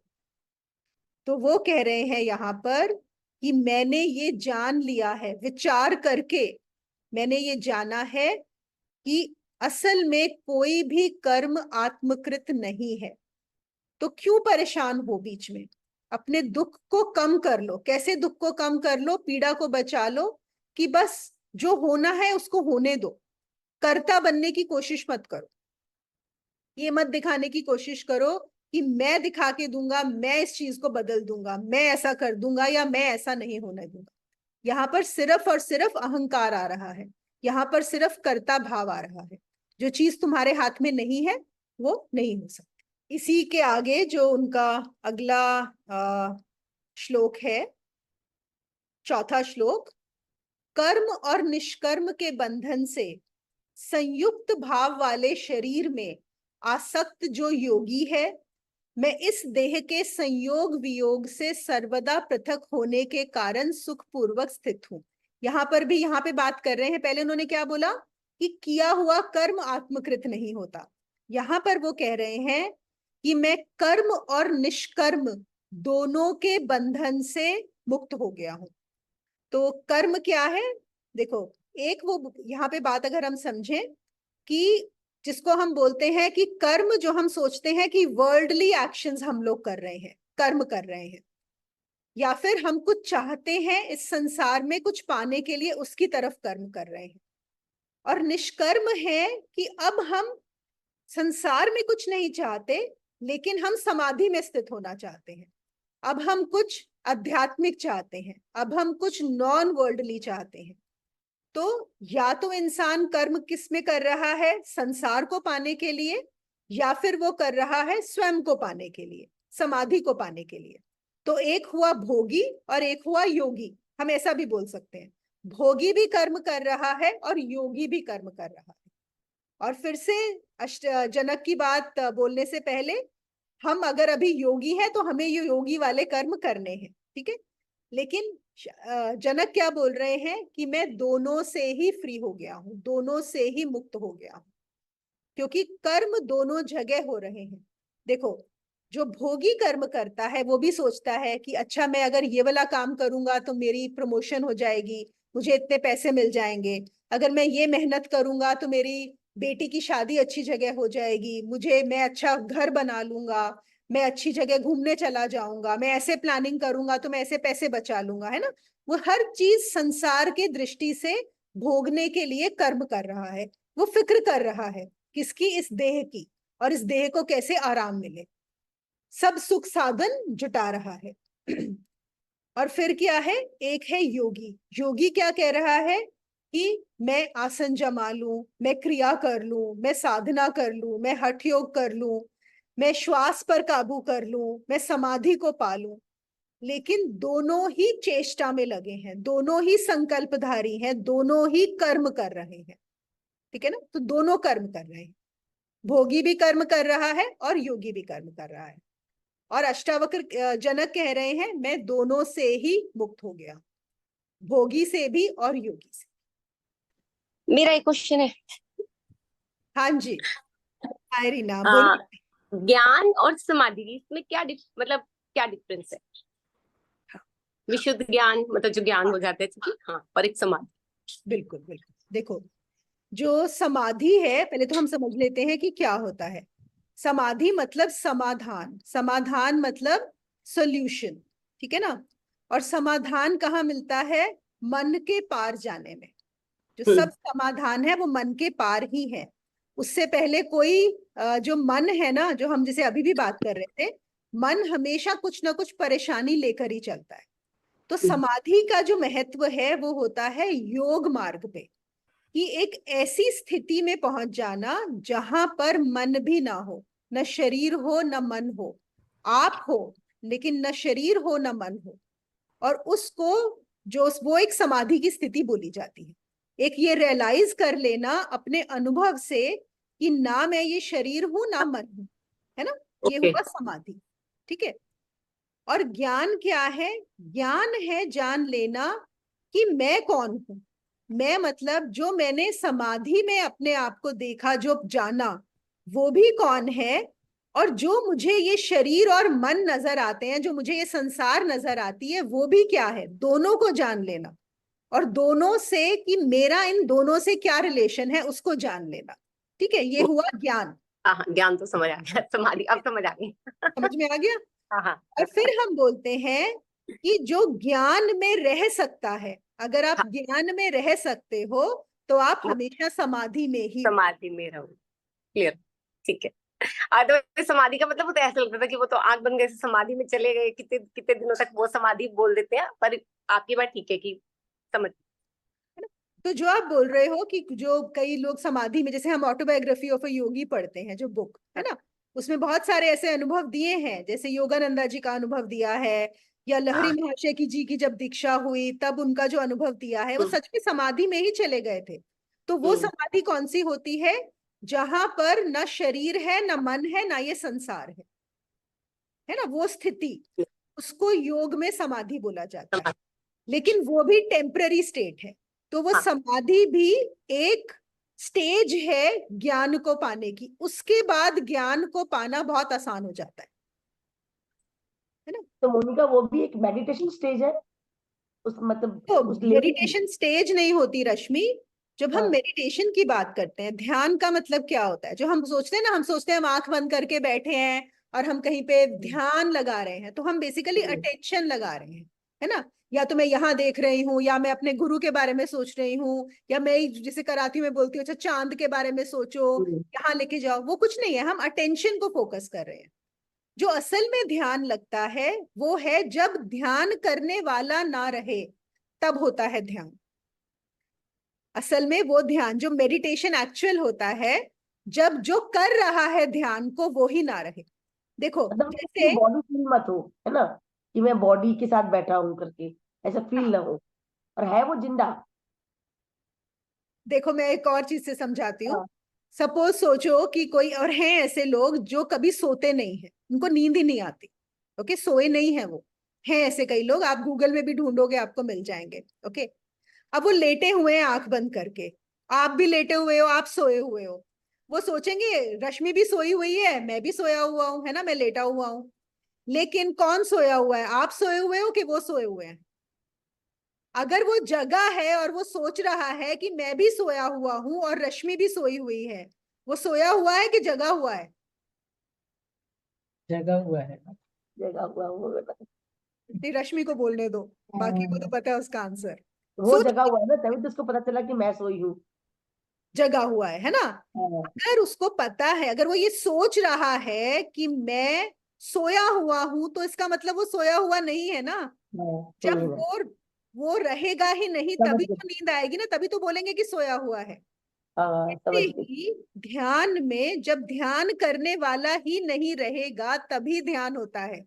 वो ध्यान नहीं होता जो हम बोलते हैं। हम हाँ, एक सिंप्लीफाई के लिए, क्योंकि वो बड़ा पॉपुलर वर्ड हो गया, तो हम बोल देते हैं कि हाँ ध्यान कर रहे हैं, है ना। तो जब हम सोने जाते हैं तब भी हम बोलते हैं अच्छा मैं सोने जा रही हूँ, जाके बेड में लेट जाते हैं। लेकिन जब तक हम सो ना जाए तब तक सोए थोड़ी है। हाँ। ऐसे ही जब तक ध्यान ना लगे तब तक ध्यान नहीं हुआ। आप सिर्फ प्रैक्टिस कर रहे हो ध्यान की, ध्यान नहीं हुआ है। समझ गई, आप समझ गई। तो जो रीना ने सवाल पूछा था समाधि का, देखो जनक बोल रहे हैं अब समाधि की जरूरत नहीं है, लेकिन नॉर्मल केस में अगर हम देखें, हम जैसे लोगों के लिए समाधि की बहुत इंपॉर्टेंस है, क्योंकि उस अनुभव के बाद ज्ञान होना बहुत आसान हो जाता है। तो योग मार्ग में उसकी बहुत वो है। या तो वही बात आ गई फिर से, जो पहला जो हमने जहां से शुरू किया था, कि हम वो ध्यान करें कि ना करें, हम कोई साधना करें कि ना करें। तो अगर जरा सा भी कॉन्फ्लिक्ट है, जरा सा भी डाउट है, मतलब 0.001% भी अगर आपको डाउट है, तो बिल्कुल अभी आपकी समझ उतनी पक्की नहीं हुई है कि आप बिना समाधि के, बिना योग के, बिना साधना के ज्ञान को पालो। तो तब तक अपनी चेष्टा नहीं छोड़नी चाहिए, नहीं तो पूरा गड़बड़ हो जाएगा, नहीं तो पूरा सब बिखर जाएगा। और बहुत लोग बिखरते हैं, let me also tell you that, बहुत सारे लोग बिखर जाते हैं। चलिए फिर आगे चलते हैं। 5वें श्लोक में जनक कह रहे हैं, मुझको ठहरने से, चलने से या सोने से अर्थ या अनर्थ कुछ भी नहीं है। इस कारण मैं ठहरता हुआ, जाता हुआ और सोता हुआ भी सुखपूर्वक स्थित हूं। देखो, आप लोगों ने अपने बच्चों को तो डेफिनेटली बहुत बार ये चीज बोला होगा, अरे सो रहे हो, कितना टाइम वेस्ट कर रहे हो, सोते मत रहा करो, हर टाइम देखो जब देखो लेटे ही रहते हो, सोते ही रहते हो, कितना टाइम वेस्ट करते हो। बोलते हैं कि नहीं हम लोग, है ना। क्योंकि हमारा जो वर्ल्डली अंडरस्टैंडिंग है उसमें यही है कि आप अगर सो रहे हो या ऐसे ही पड़े हो या कुछ भी कर नहीं रहे, अगर चुपचाप बैठे हो, तो आपका टाइम वेस्ट हो रहा है। आपको हमेशा कुछ ना कुछ कर्म करते रहना चाहिए, उसी से आपको फायदा होगा, है ना। और यहाँ पर जनक एकदम उल्टी बात कह रहे हैं। वो कह रहे हैं कि मुझे ठहरने से, चलने से या सोने से कुछ फर्क भी नहीं पड़ता, ना अर्थ है ना अनर्थ है। इसलिए मैं चाहे ठहरा हूं, चाहे कुछ कर रहा हूं या चाहे मैं सो रहा हूं, मैं हर स्थिति में सुखपूर्वक स्थित हूं। वो कहते हैं मैं सो रहा हूं तब भी मैं वही हूं, और मैं जाग रहा हूं तब भी मैं वही हूं। मैं कुछ कर रहा हूं तब भी मैं वही हूं, और मैं अगर कुछ भी नहीं कर रहा तब भी मैं वही हूं। ना किसी चीज में अर्थ है ना अनर्थ है। अगर मैं सोया ही रह गया तो कोई अनर्थ नहीं है, और अगर मैं बहुत कार्य कर रहा हूं तो ऐसा मत समझ लेना कि बहुत अर्थ हो गया। ना, ना अर्थ है ना अनर्थ है ना। तो यहाँ अब ये बहुत ऊंची अवस्था की बात हो रही है, जहां पर जनक ने ये रियलाइज किया है। देखो वही बात है कि सब कुछ क्षण क्षण भंगुर है। अगर ये स्वप्न है तो सोचो, अगर हम सपोज इस समय हमारा स्वप्न चल रहा है, ओके, एक बार एक सेकंड के लिए एज्यूम कर लो कि हम लोग सब ड्रीम में हैं, ओके। अब एक बात बताओ, कुछ लोग ड्रीम में, इस ड्रीम में ये सेशन अटेंड कर रहे हैं, कुछ लोग नहीं कर रहे। जब आप ड्रीम से उठोगे, डज इट मैटर कि आपने सेशन अटेंड किया या नहीं किया? क्या फर्क पड़ेगा इस बात से? आप इस समय जाके 100 लोगों की मदद करके आ जाओ। अभी स्वप्न चल रहा है, स्वप्न में जाओ, चलो मैं एक सिंपल सा एग्जांपल लेती हूँ, खाना बनाओ, जाके 100 लोगों के लिए खाना बनाओ अपने किचन में। उसके बाद जाके 100 लोगों को खिलाओ एंड फील की wow I fed 100 people, right, 100 needy people. उसके बाद उठ गए, स्वप्न समाप्त। अब क्या हुआ? अब जो सो रहा था, जिसने अपने सपने में 100 लोगों को खाना नहीं खिलाया, आप उसके ऊपर जाके वो दिखाओगे मैंने तो अपने सपने में 100 लोगों को खाना खिलाया, तू तो सो रही थी। बोलोगे क्या ऐसा उसको? अगर कोई बोले भी आपको तो आप उसको इंपॉर्टेंस दोगे? लेकिन हम नॉर्मल लाइफ में यही करते हैं, है कि नहीं? हमें लगता है अच्छा मैंने तो इतनी मेहनत की, देखो मैं एक एनजीओ में इतना सारा काम कर दिया, मैंने इतने सारे पैसे कमा लिए। वो तो सोती रहती है, वो तो कुछ नहीं करती, वो तो बहुत आलसी है वो वाली लेडी। नॉर्मल लाइफ में हम में ये अहंकार आ सकता है कि नहीं, कि देखो मैं कितना काम करती हूँ, मैं ये करती हूँ, मैं वो करती हूँ, मैं ऐसा करती हूँ, वो तो कुछ भी नहीं करती है। अब यहाँ पर जनक क्या बोल रहे हैं कि जब मैं कार्य करता हूं तो अर्थ नहीं कर रहा, और जब मैं सो रहा हूं तो अनर्थ नहीं हो रहा। ना अर्थ है ना अनर्थ है, कुछ भी नहीं हो रहा, मैं दोनों के परे हो गया हूं। ये उन्होंने जान लिया है, इस चीज को जानना। अब इसको ना हम ऐसे भी ले सकते हैं, हमारे जो ये है विष्णु जी हैं, जैसे बोलते हैं ना विष्णु जी हमेशा सोए रहते हैं, हमेशा सोए रहते हैं, और पूरा संसार चल रहा है कि नहीं? अब देखो, अब समझ में आती है, वो भी वैसी ही बात है। वो सोए पड़े हैं, सब अपने आप हो रहा है, कुछ नहीं। फिर वही आ गया, क्यों? क्योंकि सब अपने आप हो रहा है, कोई करने वाला नहीं है, प्रकृति अपने आप सब कुछ चला रही है। हम ही बीच में घुस घुस के चीजें बनाते रहते हैं अपनी। अभी ना मैं कुछ दिन पहले एक स्टोरी सुन रही थी, मैंने उस दिन रेनू को भी सुनाई थी। मुझे बहुत ही इंटरेस्टिंग ये लगा कि ये अपने जो ऋषि दुर्वासा हैं, आप लोगों ने सबने नाम सुना होगा, जो सबको श्राप देते रहते हैं। सुना है ना ऋषि दुर्वासा के बारे में? बहुत सारी कहानियां हैं उनकी, और हैं तो ऋषि मुनि और बहुत पहुंचे हुए ऋषि हैं, ऐसा नहीं है कि कोई छोटे मोटे हैं। अ, तो एक बार क्या हुआ, वो अपनी किसी धुन में जा रहे थे, किसी जंगल से गुजर रहे थे, अपना ऋषि हैं। तो कोई अप्सरा आई, एक अप्सरा स्वर्ग से उतरी, और उन्होंने उनको एक बहुत सुंदर फूलों का हार दिया। वो फूल भी ऐसे मिलते नहीं हैं, और बहुत सुंदर खुशबू भी थी उन फूलों की, और वो अपना माला पहन के चल रहे थे। अब चलते चलते क्या हुआ, सामने देखा कि इंद्र अपने हाथी, उनका जो हाथी है उसको ऐरावत बोलते हैं, तो इंद्र और देवता गण का जुलूस निकल रहा होता है। वो कहीं जा रहे होते हैं सारे देवता, इंद्र अपने ऐरावत पर हैं और बाकी देवता लोग हैं। तो अब दुर्वासा जी देखते हैं सामने इंद्र है, अब उनको क्या सूझती है, ऐसे ही चलते चलते अपना हार निकालते हैं और इंद्र को ऐसे ही दे देते हैं, जैसे होता है ना कि लो तुमको दिया, फेंक देते हैं। अब इंद्र भी पकड़ लेते हैं वो हार को। अब इंद्र को क्या सूझती है, इंद्र क्या करते हैं, हाथी के गले में, अपने ऐरावत के गले में वो हार डाल देते हैं। अब हाथी को वो खुशबू पसंद नहीं आती फूलों की या जो भी है भाई, उसको नहीं अच्छा लगा जो भी है, तो वो अपना ऐसे गर्दन से हिला हुलू के नीचे गिरा देता है माला को और अपने पैरों के नीचे रौंद देता है। अब दुर्वासा जब देखते हैं कि मैंने इंद्र को हार दिया और इंद्र ने उठा के इसको पैरों के मतलब हाथी के गले में डाल दिया और हाथी ने रौंद दिया, तो वो तो मेरा तो बहुत बड़ा अपमान हो गया।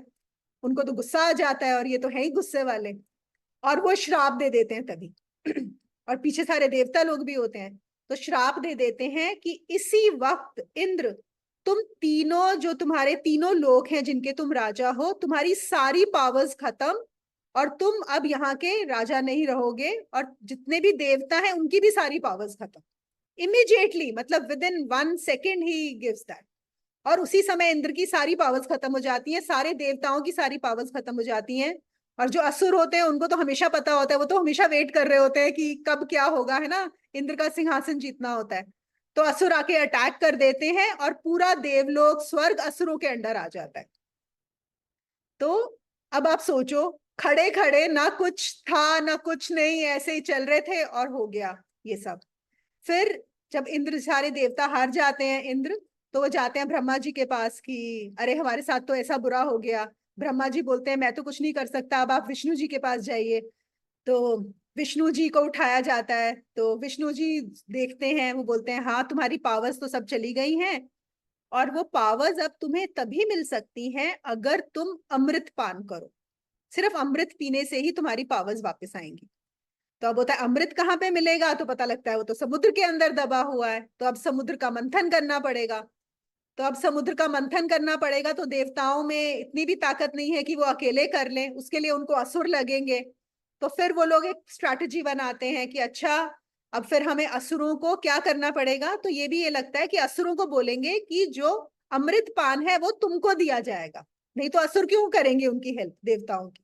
उन्होंने बोला पहले हम उनको यही बोलेंगे कि अमृत तुमको देंगे ताकि असुर तुम्हारी हेल्प करे, और फिर हम देखेंगे क्या करके कि देवताओं को ही मिले अमृत पीने को, असुरों को ना मिले। तो उस चक्कर में पूरा समुद्र मंथन हुआ, है कि नहीं। अब आप सोचो, बैठे बिठाए कुछ नहीं है, सब लाइफ नॉर्मल चल रही है, सडनली कहाँ से ये हार आता है और वो पूरी कहानी होती है, और सारे देवता अपना लोक हार जाते हैं और ये समुद्र मंथन करना पड़ता है। अब इन अ वे हम कह सकते हैं कितना बड़ा अनर्थ हो गया, है कि नहीं। अनर्थ ही हुआ ना, इतना बड़ा हुआ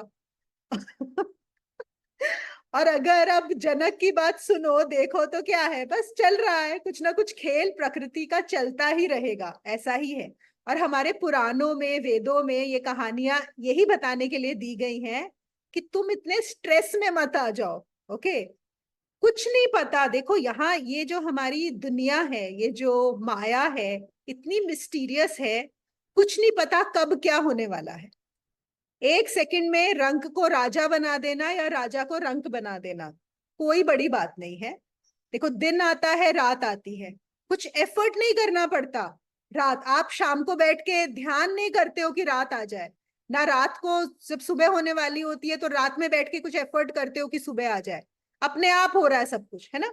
या कुछ करते हो कि बारिश आ जाए या धूप आ जाए, हाँ हम लोग कर देते हैं इंद्र की पूजा और ये वो सब, बट हम सबको पता है कि नेचुरल चीजें अपने आप हो रही हैं। तो इसलिए कोई भी, जनक क्या कह रहे हैं कि जब मैं सोया हुआ हूं तब भी कोई अनर्थ नहीं हो रहा, और जब मैं कार्य कर रहा हूं तब भी कोई अर्थ नहीं हो रहा, ना अर्थ है ना अनर्थ है, मैं इन दोनों के ही पार हो गया, इन दोनों के पार। जब नींद आती है तो सोने चला जाता हूं, जब भूख लगती है तो खा लेता हूं, जब कुछ कार्य करना होता है तो कर लेता हूं, बस और कुछ नहीं है, कुछ कुछ परेशानी है ही नहीं अभी किसी बात की। अगले में भी यही है जो उनका छठा श्लोक है, सोते हुए मुझे हानि नहीं है और यत्न करते हुए मुझे सिद्धि है ना, इसलिए मैं हानि लाभ दोनों को छोड़कर सुखपूर्वक स्थित हूं। जो जेन टीचिंग्स अगर आप पढ़ेंगे उसमें ज्यादातर जेन मास्टर्स का यही कहना है।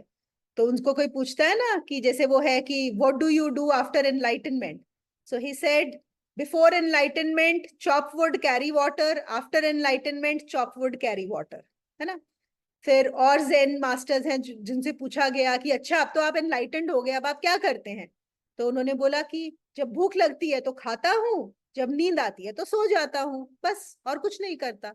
That is it. There is nothing else to do, nothing else to do any more. सोच के देखो ना, देखो अगर आप स्वप्न में जग जाओ, आपका सपना चल रहा है और आपको पक्का भरोसा हो जाए कि ये सपना है, मैं सो रही हूं बेड पे, कुछ भी चल रहा हो वहां पे, उसका कोई मीनिंग रहेगा? सब मीनिंग समाप्त हो जाएगा. अब कोई ना ये रहेगा कि मैं यहाँ पे कुछ कर लूं, जीत लूं, पालूं, ना ये रहेगा कुछ छोड़ दूं. दोनों ही बेकार हैं. ना कुछ करने को है, ना पाने को है, ना खोने को है, ना लाभ है, ना हानि है. अच्छा एक बात बताओ फिर से, अगर आपको पता लग जाए कि आप सपने में हो और अभी आपको किसी को फोन करना था आउट ऑफ ऑब्लिगेशन, अभी करोगे? एकदम याद आ जाए कि मैं तो सपना देख रही हूँ, सपने में फोन उठा के फोन करोगे उसको? पूछने के लिए कि तुम्हारी तबीयत कैसी है, क्या हुआ, या ये क्या हुआ, या वो क्या हुआ? नहीं करोगे ना. You will not do anything out of obligation under a dream. तो ये ड्रीम ही है. है ना. देखो मैंने ना एक बार ये किया था, हैंडराइटिंग एनालिसिस का कोर्स. बहुत, जब मैं कॉलेज में अपनी मास्टर्स इन साइकोलॉजी कर रही थी तो तब मुझे बड़ा बड़ा शौक चढ़ा था. तो उस समय होता ना कोई कोई नई नई चीजें करने का. तो तब मैंने क्या चीज सीखी वहां पे. तो हैंडराइटिंग एनालिसिस क्यों करते हैं कि आपकी हैंडराइटिंग से पता लगता है कि आपका ब्रेन कैसे काम कर रहा है. तो how you form certain letters, कि आप बड़े बनाते हो, छोटे बनाते हो, स्पेसिंग कितनी होती है, वो पूरा मतलब इट्स अ फुल साइंस जो बताती है कि आपका ब्रेन कैसे काम करता है. तो क्यों हमें जानना है आपका ब्रेन कैसे काम करता है? कि आपके बिहेवियर को प्रिडिक्ट किया जा सकता है आपकी हैंडराइटिंग को देखकर, आपकी पर्सनालिटी के बारे में बताया जा सकता है. तो फिर ये आता है दूसरा सवाल, तो उसको हम बोलते हैं ग्राफोथेरेपी. ये तो हुआ graphology. Graphology is handwriting analysis. और फिर आता है ग्राफोथेरेपी.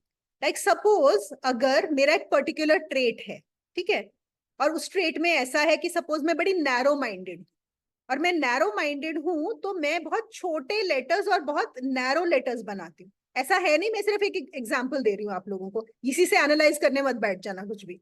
ओके. तो एक ग्राफोथेरेपी होती है कि पहले तो पता लगा कि आपका माइंड कैसे चलता है, आपकी हैंडराइटिंग से पता पड़ेगा. फिर अगर आप अपनी हैंडराइटिंग को बदल लो, अगर आप अपनी हैंडराइटिंग को बदल लो तो आप अपनी पर्सनालिटी को भी बदल सकते हो. उसको बोलते हैं ग्राफोथेरेपी. तो आपको प्रैक्टिस करना होता है बार बार. तो suppose if you start writing a in a particular manner, it will change your personality. If you start writing certain letters in a particular manner, जैसे कुछ लोग हर चीज मिला मिला के लिखते हैं, कुछ अलग अलग लिखते हैं, तो डिपेंडिंग ऑन आपको क्या चेंज करना है अपनी पर्सनालिटी में, आप हैंडराइटिंग चेंज करो. ठीक है.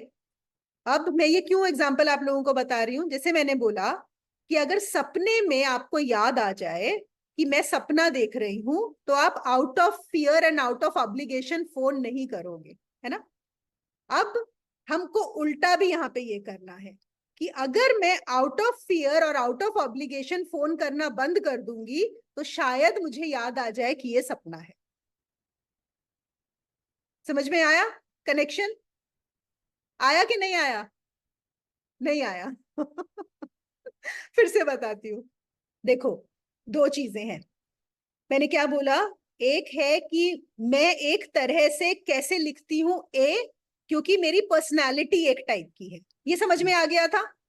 अगर मैं अपनी हैंडराइटिंग चेंज कर दूं तो मैं अपनी पर्सनालिटी चेंज कर सकती हूँ. अगर मैं ए अलग तरीके से लिखने लगूंगी और मैं कंसिस्टेंटली वैसे लिखती जाऊंगी तो over a period of time मेरी पर्सनालिटी भी चेंज हो जाएगी फ्रॉम माय हैंडराइटिंग. करेक्ट. ऐसे ही मैं कब लोगों को फियर और ऑब्लिगेशन से फोन करना बंद करूंगी? अगर मैं जान जाऊंगी कि ये सपना है, ये झूठ है, ये माया है, ये मिथ्या है.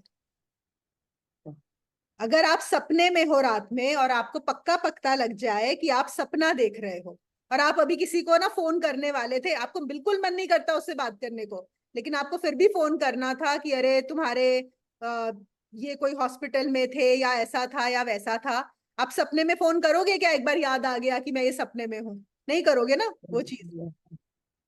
तो मैं क्या बोल रही हूं, अब हम जागृत, ये जो हमारी जागृत अवस्था है, ये जो वेकिंग स्टेट है, इसमें हम कैसे रियलाइज करेंगे? अगर हम वो चीजें करना बंद कर दें आउट ऑफ फियर और ऑब्लिगेशन. जो भी चीजें मैं नहीं करूंगी जब मैं जान जाऊंगी कि मैं कौन हूं, अगर मैं उन चीजों को अभी करना बंद कर देती हूँ, कम कर देती हूँ, तो देर इज अ पॉसिबिलिटी कि मैं अपने आप को जान जाऊं। अब समझ में आया कनेक्शन दोनों चीजों का? Ma'am, can you repeat again? Sure. Which part Santosh? Just now, last one. The last one. Okay. See, what I'm saying is, जैसे हम बोलते हैं कि दो चीजें कनेक्टेड होती हैं एक साथ में, ओके? अगर हम एक को बदलते हैं तो दूसरी अपने आप बदलने लगती है, ठीक है? तो अगर हमें ये पता लग जाए, असलियत पता लग जाए, तो हम बहुत सारे काम अब नहीं करेंगे जो हम पहले करते थे।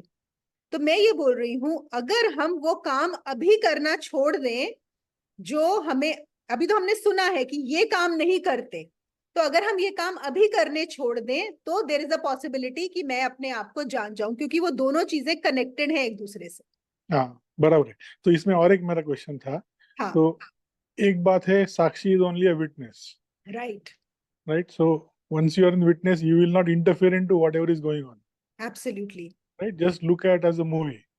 Right. Other side, we are saying we may take a better decision. जो साक्षी साधना में है, अगर आप साक्षी हो गए तो बात ही खत्म हो चुकी। साक्षी का मतलब है कि आप ऑलरेडी जान चुके हो कि आप कौन हो। साक्षी तो का जो मतलब हो है रहा है कि वो ज्ञान होने दो। हो चुका है। So my question was that हाँ, if you are going to be a witness, हाँ, right, then there is nothing right or wrong. Absolutely.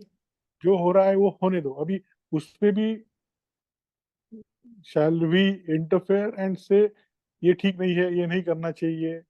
अगर डिसीजन आएगा ना उधर। यहाँ पे ये सवाल आ रहा है कि साक्षी में भी मुझे इंटरफेयर करना चाहिए या नहीं करना चाहिए, मतलब अभी साक्षी नहीं हुआ, ये सवाल ही नहीं आता।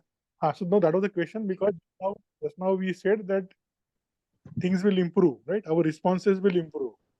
For whom? For whom the responses will improve? The person who has not understood the Sakshi, for the person who is not in the Gyan yet. Okay. है ना? So यहाँ पे हमारी ना देखो कंफ्यूजन यहाँ पे इसलिए है क्योंकि हमारी दो चीजें साथ साथ चल रही हैं। एक तो चल रहा है कि जो अष्टावक्र बता रहे हैं, जो जनक बोल रहे हैं, है ना, वो पॉइंट ऑफ व्यू से बोल रहे हैं कि वो तो साक्षी हो गए हैं, ज्ञान हो गया है, वो कह रहे हैं मैं तो इन सबके पार हो गया हूँ। लेकिन हम यहाँ पे दोनों की बात कर रहे हैं। हम कह रहे हैं एक तो है कि जिनको पार हो गए हैं, और जो पार नहीं हुए हैं उनको क्या करना है। Who is on the journey? Journey चालू है। यस, यस, ओके, ठीक है, समझ गया। Thank you. आखिरी श्लोक है, उसमें वो कहते हैं कि अनेक परिस्थितियों में मैंने बार बार शुभ और अशुभ दोनों कर लिए, और अब दोनों को छोड़कर मैं सुखपूर्वक स्थित हूँ। ये उसी का ही कंटिन्यूएशन है। वो क्या कहते हैं कि देखो, मैंने बहुत बार शुभ करके देख लिया और बहुत बार अशुभ भी करके देख लिया। सिर्फ इस जन्म में नहीं, पता नहीं कितने जन्मों में मैं यही करता आया हूँ। हम ऐसे ही तो करते हैं कार्य, है ना? हम सोचते हैं हम अच्छा कार्य करना चाहते हैं, हम शुभ कार्य करना चाहते हैं, हम पुण्य करना चाहते हैं, और हमारी बड़ी क्लियर डिविजन है। हम अगर मंदिर जा रहे हैं, हम किसी की हेल्प कर रहे हैं, हम अपनी फैमिली की रिस्पॉन्सिबिलिटीज पूरे कर रहे हैं, तो हमें लगता है ये हमने बड़े पुण्य कर्म किए, हमने शुभ कार्य किए। और अगर हम कभी ये कार्य नहीं कर पाते, या फिर हमारे मन में कोई ग्रीड आ जाता है, या जेलेसी आ जाती है, या घृणा आ जाती है, जिसकी वजह से हम कभी किसी की मदद नहीं करते, या हमें लगता है कि हमें ऐसा करना चाहिए था जो हम नहीं करते, तो हम सोचते हैं हमने ये अशुभ कार्य किया है कि नहीं। ये हम सबका अनुभव होगा, हम सब ऐसा करते हैं। तो जनक कह रहे हैं कि मैंने बहुत शुभ कार्य भी कर लिए और बहुत अशुभ कार्य भी कर लिए, और मैंने ये जाना कि सब क्षण भंगुर हैं। ना शुभ कार्यों से कुछ बना, ना अशुभ कार्यों से ही कुछ बिगड़ा, कुछ भी नहीं। ये सब पानी पर खींची हुई लकीरें थी। पानी पे मैंने एक लकीर खींची, सोचा मैंने एकदम सीधी लकीर खींची है, और एक लकीर टेढ़ी सी खींच गई, तो मैं परेशान हूं कि मैंने टेढ़ी खींची। वो कह रहे हैं अरे दोनों ही पानी पे खींची हुई लकीरें हैं, क्षण भंगुर हैं। एक सेकंड में पानी पे खींची हुई लकीर कभी रहती है क्या? कुछ भी तो नहीं रहता, सब कुछ समाप्त हो जाता है इमीडिएटली। तो इसलिए ना शुभ है ना अशुभ है, ना शुभ में मुझे कोई रस है और ना अशुभ से मुझे कोई परेशानी है, ना आकांक्षा है ना रस है, ना एक्सपेक्टेशन है ना डिनायल है, कुछ भी नहीं है। ना मुझे राग है ना विराग है, ना मैं चाहता हूं कि दुख ना हो, ना ये मैं चाहता हूं कि मुझे सुख हो। मैं सुख दुख दोनों से ही छुटकारा पा गया हूं, दोनों से ही मुक्त हो गया हूं। और अब मैं ऐसी अवस्था में हूं जो सुख और दुख दोनों के ही पार चली गई है। तो मैं शुभ अशुभ सुख दुख दोनों के पार चला गया हूं। अब कोई मेरी आकांक्षा रही ही नहीं, अभी कोई एक्सपेक्टेशन रही ही नहीं। ये उसी का ही निचोड़ है जो हम अभी तक करते आए हैं। और जैसे मैं हमेशा बोलती हूँ, इस चीज को समझना सबसे आसान तब होता है जब हम स्वप्न अवस्था को अगर ले लें। क्योंकि सपने में देखो ना, जैसे मैंने अभी बोला, सपने में आपने अच्छे कार्य किए बुरे कार्य किए, सुबह उठोगे सब समाप्त, कुछ था ही नहीं। आप ना उसका ये ले सकते हो, क्रेडिट ले सकते हो कि मैंने बहुत शुभ किया, ना आप उसका डिस्क्रेडिट ले सकते हो कि नहीं मैंने कुछ बहुत खराब कर दिया, कुछ भी नहीं ले सकते हो। न पुण्य था न पाप था। और जनक ने क्या रियलाइज किया है कि ये जो वेकिंग स्टेट है, ये जो हमारी जागृत अवस्था है, उसमें ही उन्होंने इस चीज को रियलाइज कर लिया है कि ये स्वप्न समान ही है। बस फर्क क्या है कि क्योंकि स्वप्न चल रहा है, क्या मैं इसको समाप्त कर सकता हूं अपनी मर्जी से? नहीं। जो ये स्वप्न है ये चलता रहेगा, पता नहीं कब तक चलेगा, वो भी प्रकृति का खेल है ना। रात को भी जब आपको सपना आता है, अगर आप रियलाइज भी कर लो कि ये सपना है, ऐसा नहीं है कि आप अपनी मर्जी से उसे समाप्त कर सकते हो। वो जितनी देर चलेगा वो चलेगा, बस आप जान सकते हो कि ये सपना चल रहा है। ऐसे ही जो हमारी ये जागृत अवस्था है, और ज्ञान मार्ग पर तो जागृत अवस्था को भी स्वप्न अवस्था ही कहा गया है एक्चुअली। तो माना जाता है कि जागृत अवस्था है ही नहीं, स्वप्न है। ये भी स्वप्न है, और जो रात में देखते हो वो भी स्वप्न है, और सुषुप्ति है। जागृत कब है? जागृत सिर्फ तब है जब आप जग जाओ, जब आप जान जाओ कि ये स्वप्न है, सिर्फ वही जागृत है। तो आज मैंने आप लोगों को 2 प्रैक्टिसेस बताई हैं।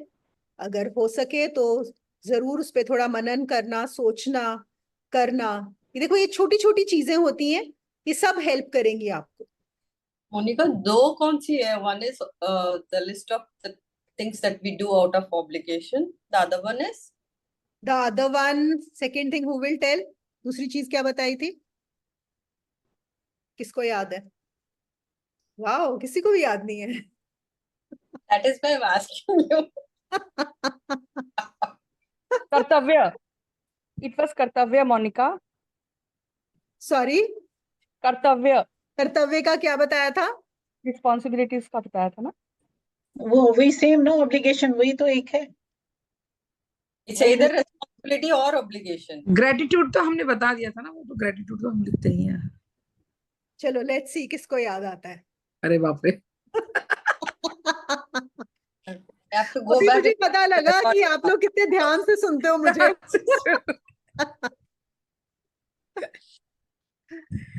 Actually, I started writing when we हाँ, talked about the second one. But Okay, when I so finished tell. writing the first one, I हाँ, couldn't understood what was the second one. So which Yeah, is the second I one? tried it And to cannot go speak back in also. the So, तो अच्छा second one क्या लिखा? हाँ, संतोष? संतोष ने नहीं, लिखा ना, बताएंगे। first one I wrote, whatever just now I said, na? Okay, Out of obligations, whatever we are doing, हाँ, just make a list of that. Obligation, मैंने भी ऑब्लिगेशन last ही one लिखा है is. खाली। मोस्ट प्रोमिनेंट तो obligation ही था। अभी बता दो। नहीं, आई वांट टू नो कि बाकी लोगों को किसको याद है। सब अपने नोट्स देख रहे हैं, ठीक है, अभी वीडियो में देखना। हाँ, हमें शेयर्स मिलेंगे और व्यूज मिलेंगे। No, I was writing that time, but I couldn't get that question only. You couldn't get So the I said, question only. in that listening mode, I couldn't capture the question. I said, ठीक है, चलो देखते हैं, बाद में देखेंगे video में। हाँ, Maybe can you go back to your recording and listen? अभी YouTube में आएगा ना तब आएगा, देखना। YouTube में रिकॉर्डिंग आएगा तब देख लेना दूसरा क्या दिया था। हाँ, YouTube में, हाँ बेटर। पर this is very good feedback for me. Sorry. Attentive बच्चे हैं मोनिका आपकी। क्या क्या? Attentive attentive बच्चे। एक तो सबने लिख लिया। You have spoken for 1.5 hours and you asked a simple question. We don't know what it is.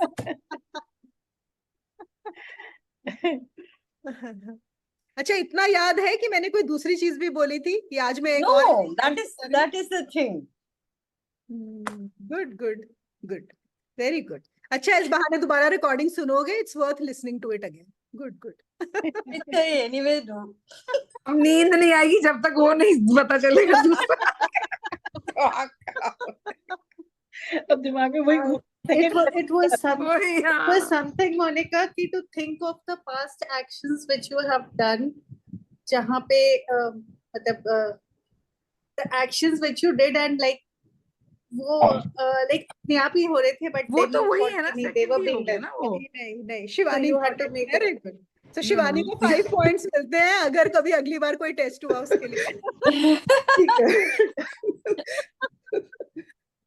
Yes yes, absolutely Shivani. मैंने दूसरा बोला था, देखो कि अपनी सिचुएशंस देखना ऐसी लाइफ की जहां पे जो आप चाहते थे वैसा नहीं हुआ, है ना, और आपने क्यों अपने दुखों को बढ़ाया ये सोच के कि ऐसा हो जाए या ऐसा ना हो जाए।